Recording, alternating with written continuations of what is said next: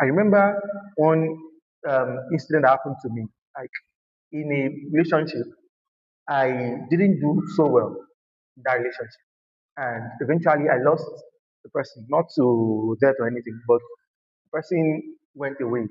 You understand? So for a short period of time, after that, immediately after that time, I felt the the sting in my mind. Ah, I should have done better than this.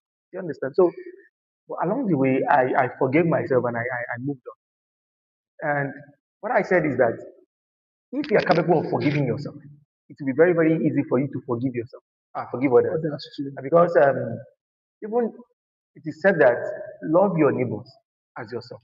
So imagine if you are loving your neighbors who have done something bad to you, like yourself. If you forgive yourself, you should be able to forgive your neighbor. Do you understand? So people that are incapable of forgiving themselves, will find it very hard to forgive others. Thank you so much for that.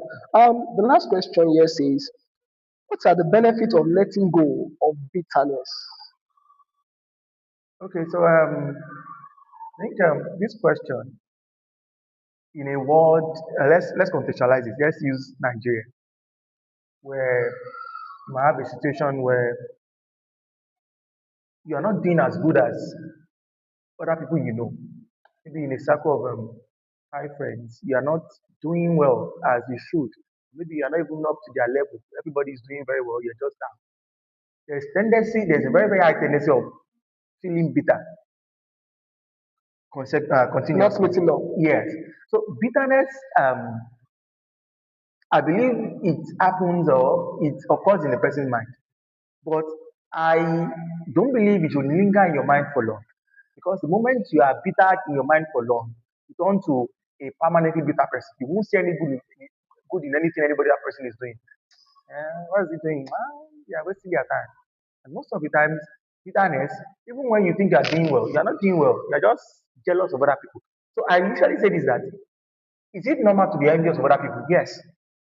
But the moment it gets to the level of bitter jealousy, that is where you should be mindful of it. So bitterness is normal at some point. As humans, you might in a country where everything is almost hard, you might feel bitter at certain points. But that's why it's very, very important for you to associate with people of good feeling and happiness. People who have elevating mindset. People who can push you out of the box and see yourself as a person who can achieve certain things. Instead of cowering in your room, being down, associate yourself with people. Be in the right room. So I believe in being in the right room. A right room can change your life forever. The right room will not make you see yourself as a person who can achieve it. The right room will elevate your mind to the right positive mindset. So if you are bitter, it is normal. But what are you doing about it? That is one question you have to ask yourself. So one thing I also would like to say before I close the answer to that question is there's a difference between loneliness and being lonely. Okay, you can be alone, but do not be lonely. So I can enjoy my um, alone time, being in my space. But being lonely is a feeling of is a level where you are not even knowing that you are depressed. So most people don't know the difference between being alone and being lonely. I think when people start asking the right questions and associating themselves with Right. the right people, bitterness will be eradicated from their mind. I think I have to come into that. You made mention of envy. Yes. I want to ask the question concerning that. Is there anything like positive enviness and negative enviness? Yes. Yes. Do you believe there is? Yes. Yes. Positive evidence in the sense that, for instance, you're my friend, a very close friend. You are achieving something higher than any of us could imagine. We just won a multi-million dollars contract. And I'm your friend. I've not even seen 1 million naira before in my life. So what should I do in terms of positive evidence? I should have the mindset that if the two of us are in a room and God has answered it, that means God is in that room.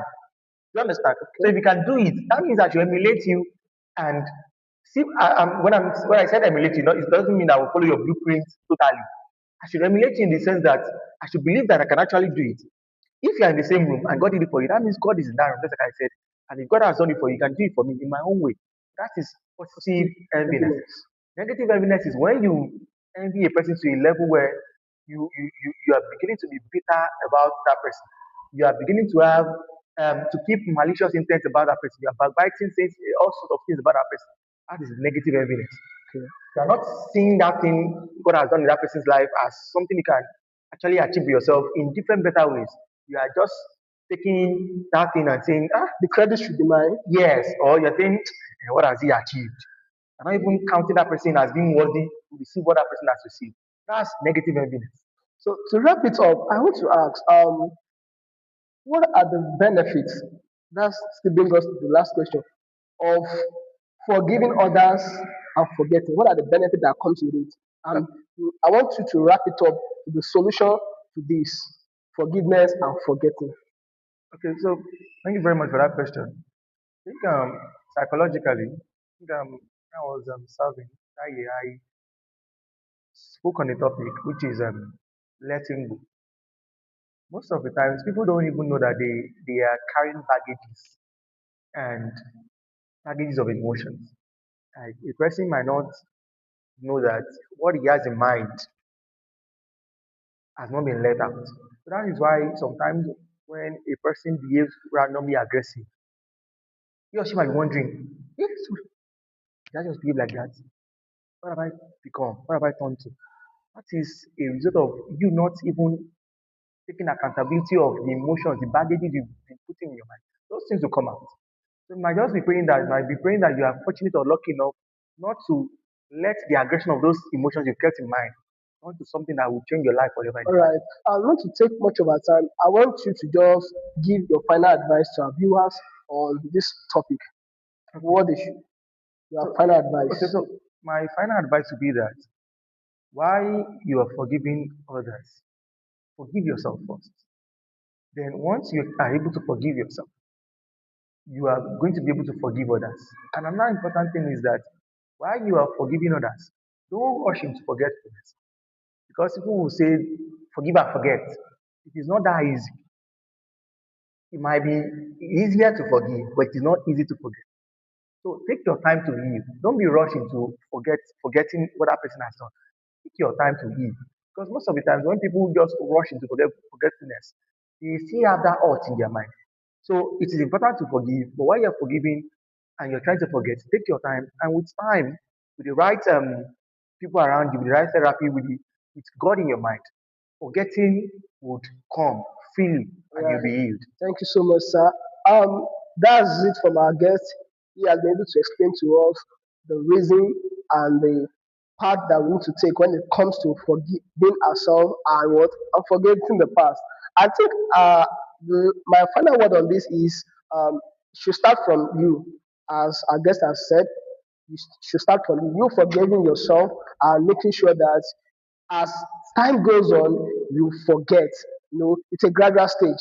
Until I come your way next time, have a wonderful day. Bye.